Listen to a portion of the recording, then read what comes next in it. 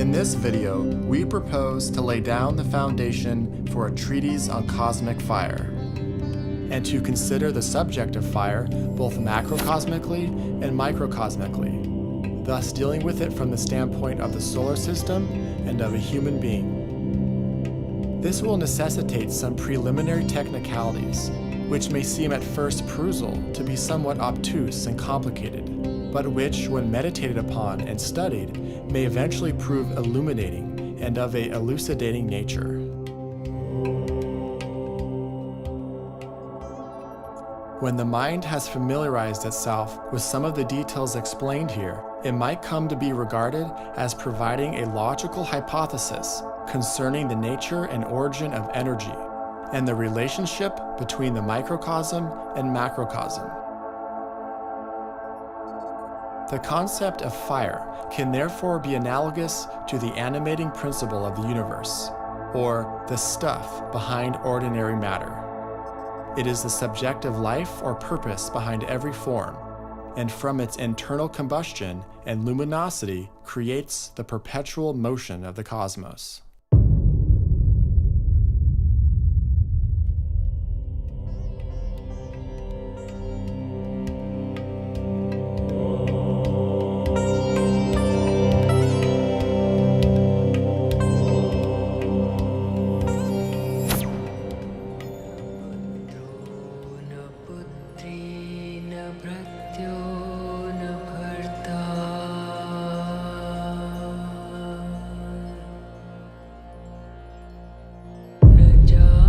There is one boundless, immutable principle, one absolute reality, which antecedes all manifested conditioned being.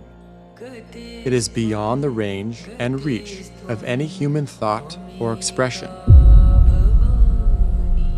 The manifested universe is contained within this absolute reality and is a conditioned symbol of it. In the totality of this manifested universe, three aspects are to be conceived. The first cosmic logos, impersonal and unmanifested, the precursor of the manifested. The second cosmic logos, spirit, matter, life, the spirit of the universe. The third cosmic logos, cosmic ideation, the universal world soul.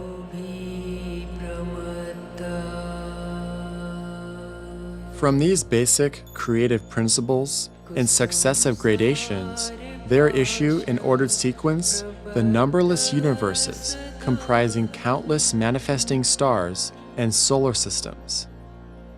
Each solar system is the manifestation of the energy and life of a great cosmic existence, whom we call, for lack of a better term, a solar logos.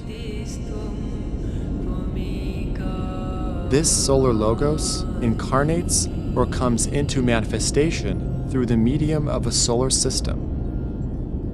This solar system is the body or form of this cosmic life and is itself triple. This triple solar system can be described in terms of three aspects, or, as the Christian theology puts it, in the terms of three persons. Electric fire, or spirit, the first person, the Father, life, will, purpose, positive energy. Solar fire, or soul, the second person, the Son, consciousness, love, wisdom, equilibrized energy. Fire by friction, or matter. The third person, the Holy Spirit, formed, active intelligence, negative energy.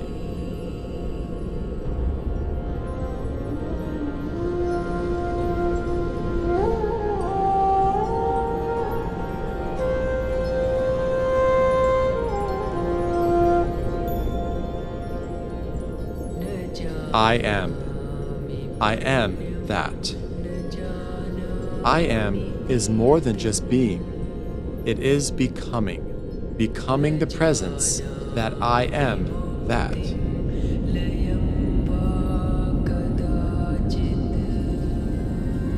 These three aspects of the whole are present in every form.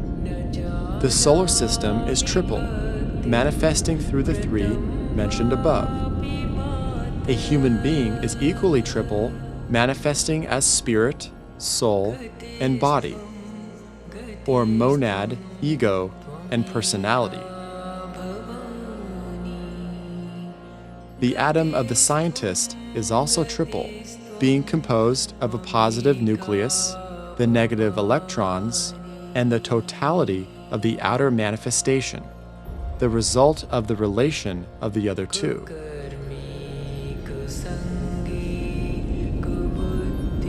The three aspects of every form are interrelated and susceptible of intercourse because energy is in motion and circulates.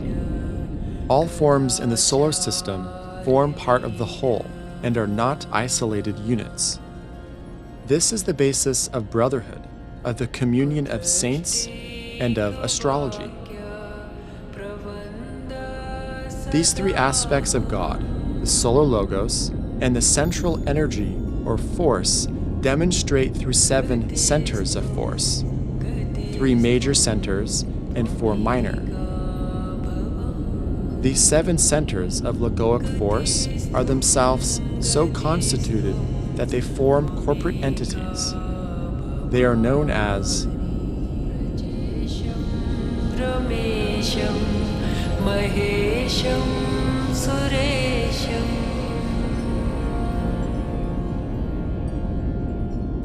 The 7 logi embody 7 types of differentiated force and are known as the Lords of the Rays. The names of the rays are Ray 1, the ray of will or power. Ray 2, the ray of love, wisdom. Ray 3, the ray of active intelligence. Ray 4, the ray of harmony, beauty, and art. Ray 5, the ray of concrete knowledge or science. Ray 6, the ray of devotion or of abstract idealism.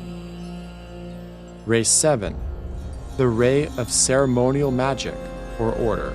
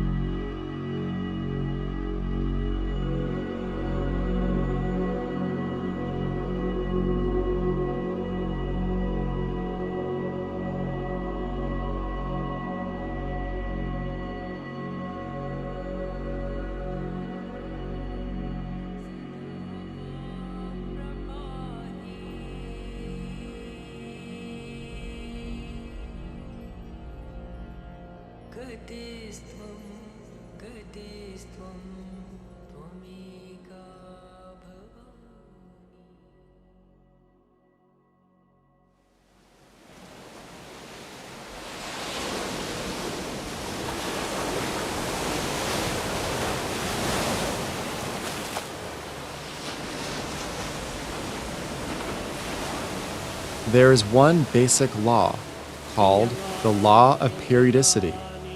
This law governs all manifestation. Whether it is the manifestation of a solar logos through the medium of a solar system, or the manifestation of a human being through the medium of a form. This law controls likewise in all the kingdoms of nature.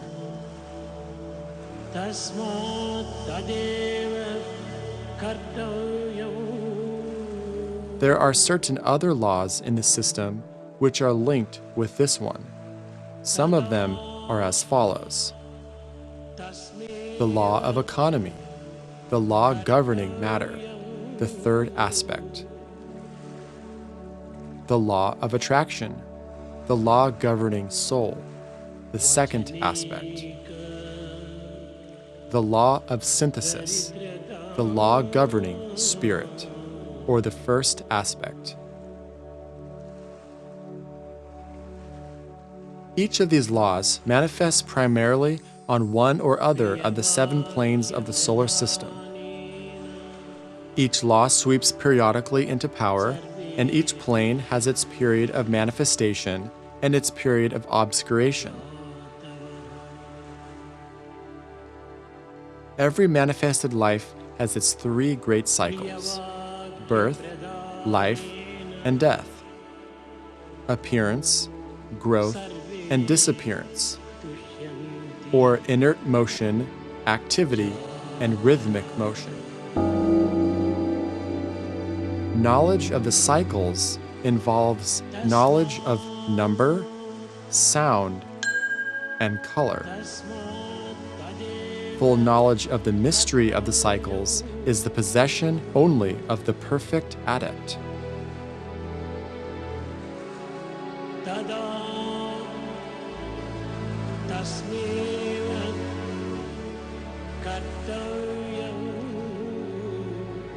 All souls are identical with the Oversoul. The logos of the solar system is the macrocosm, man the microcosm. Soul, or consciousness, is an aspect of every form of life, from a logos to an atom. This relationship between all souls and the Oversoul constitutes the basis for the scientific belief in brotherhood. For brotherhood is a fact in nature, not an ideal. The law of correspondences will explain the details of this relationship. This law of correspondences, or of analogy, is the interpretive law of the system, and explains God to man. Just as God is the macrocosm for all the kingdoms in nature, so man is the macrocosm for all the subhuman kingdoms. God sleeps in the minerals, dreams in the flowers, awakens in the animals, and in man knows he is awake.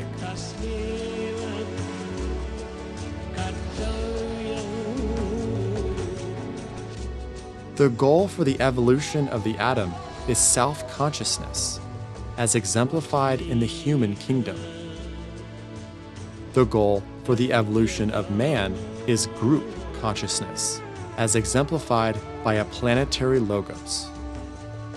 The goal for the planetary logos is God consciousness, as exemplified by a solar logos.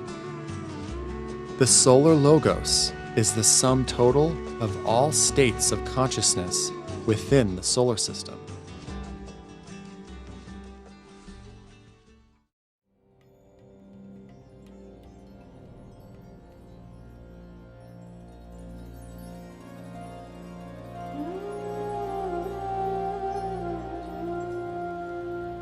In its essential nature, fire is threefold, but when in manifestation, it can be seen as a fivefold demonstration and be defined as follows.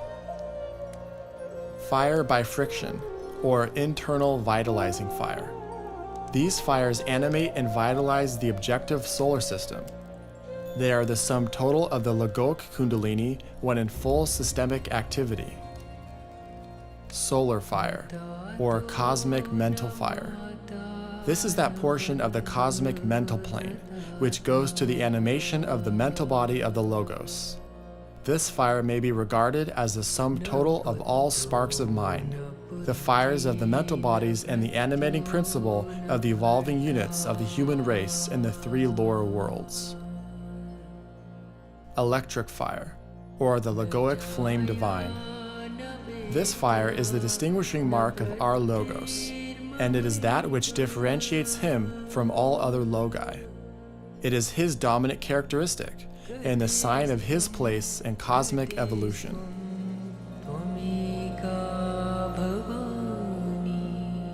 This threefold fire may be expressed in ray terms as follows. First, we have the animating fires of the solar system, which are the fires of the primordial ray of active intelligence, matter. These constitute the energy of Brahma, the third aspect of the Logos. Next are to be found the fires of the divine ray of love wisdom, the ray of intelligent love, which constitutes the energy of the Vishnu aspect. or the second aspect of the Logos. Finally are to be found the fires of the cosmic mental plane, which are the fires of the cosmic ray of will or power. They might be regarded as the ray of intelligent will and are the manifestation of the first aspect of the Logos, the Mahadeva aspect.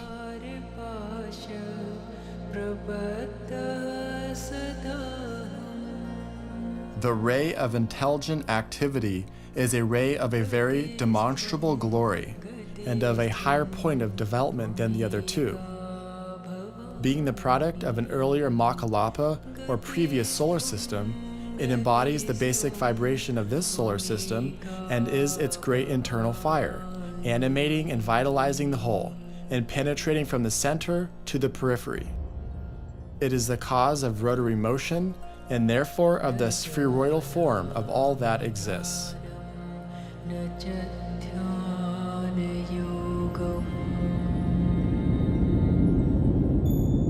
The ray of intelligent love. This is a ray which embodies the highest vibration of which our solar logos or deity is capable in this present solar system. It is not yet vibrating adequately, nor has it attained the peak of its activity.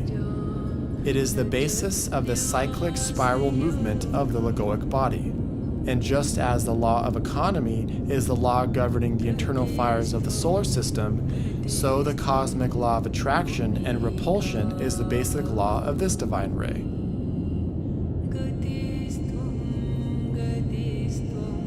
The ray of intelligent will. Little as yet can be said about this ray. It is the ray of cosmic mind, and in its evolution parallels that of cosmic love. But as yet its vibration is slower and its development is more retarded. This is definitely and deliberately so, and is due to the underlying purpose and choice of the solar logos, who seeks on his high level to achieve a more rounded out development, and he therefore concentrates on the development of cosmic love in this cycle. The law of synthesis governs this ray, and is the basis of the systemic movement that may be best described as that of driving forward through space, or forward progression. Little can be predicted innate this ray and its expression. It controls the movement of the entire ring-pass knot in connection with its cosmic center.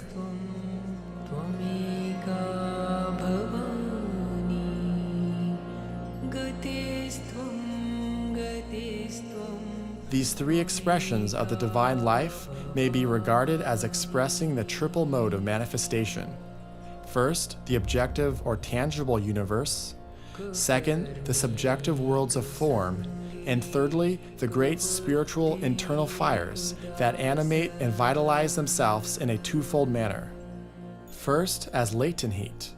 This is the basis of rotary motion and the cause of the spheroidal coherent manifestation of all existence. From the galactic atom, the solar atom, planetary atom, the human atom, down to the minutest atom. Second, as active heat. This results in the activity and the driving forward of material evolution. On the highest plane, the combination of these three factors is known as the sea of fire, of which Akasha is the first differentiation of pre-genetic matter. Akasha, when in manifestation, expresses itself as Fohat, or divine energy. And Fohat on the various planes is known as ether, air, fire, water, and electricity. It is the sum total of that which is active, animated, or vitalized, and of all that concerns itself with the adaptation of the form to the needs of the inner flame of life.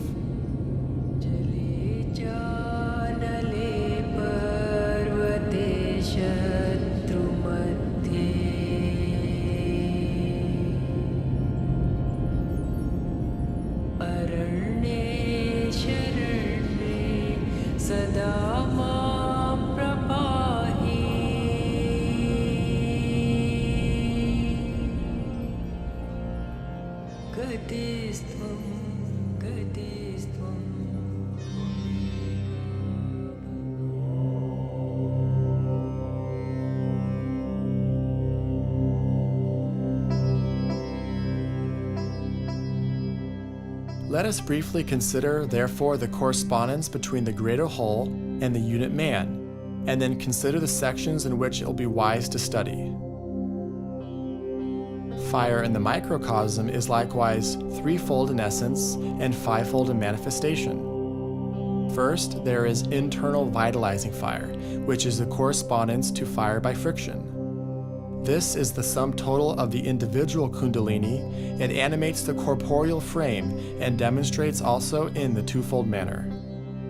First, as latent heat, which is the basis of life, of the spherical cell or atom, and of its rotary adjustment to all other cells. Second, as active heat or prana. This animates all and is the driving force of the evolving form. It shows itself in the four ethers and in the gaseous state.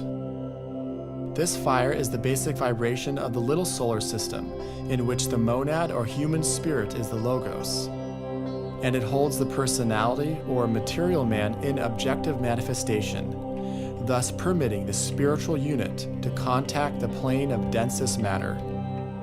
It has its correspondence in the ray of intelligent activity and is controlled by the law of economy.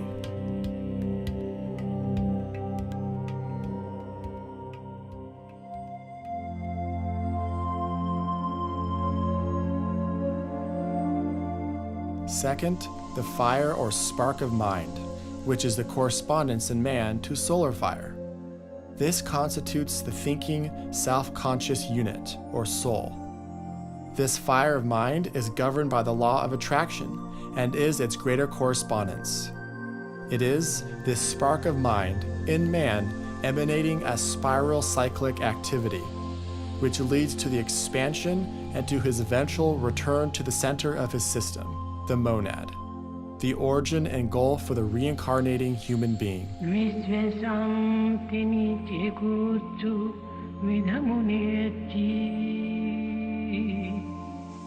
As in the macrocosm, this fire also manifests in a twofold manner.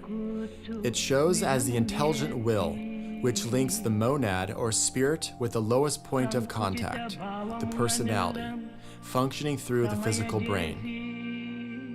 It likewise demonstrates, as yet imperfectly, as a vitalizing factor in the thought forms fabricated by the thinker. Presently, too few of people are in close enough touch with their own higher self that they cannot yet build matter of the mental plane into a form which can be truly said to be an expression of the thoughts, purpose, or desire of their soul. But in due time, as the consciousness of humanity evolves and expands into higher levels of awareness, the thought forms will begin to reflect those higher, more subtle impulses coming from the soul.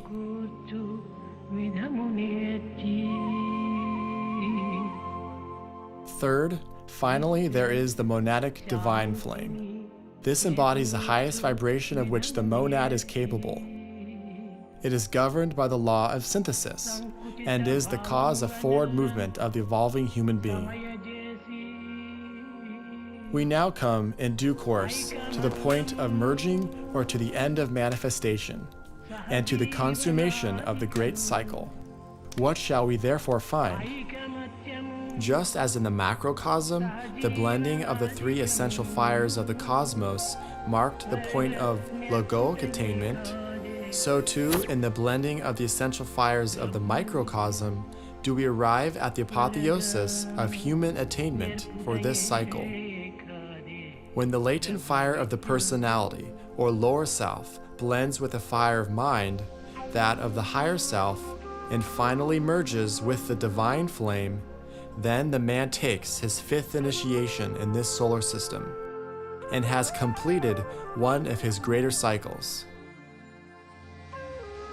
When the three blaze forth as one fire, liberation from matter, or from material form is achieved.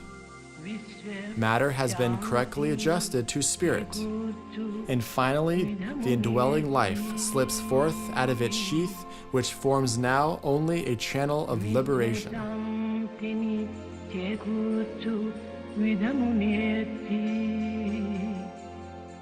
Fire is the most unaltered reflection in heaven as on earth of the one flame, It is life and death, the origin and end of every material thing. It is divine substance.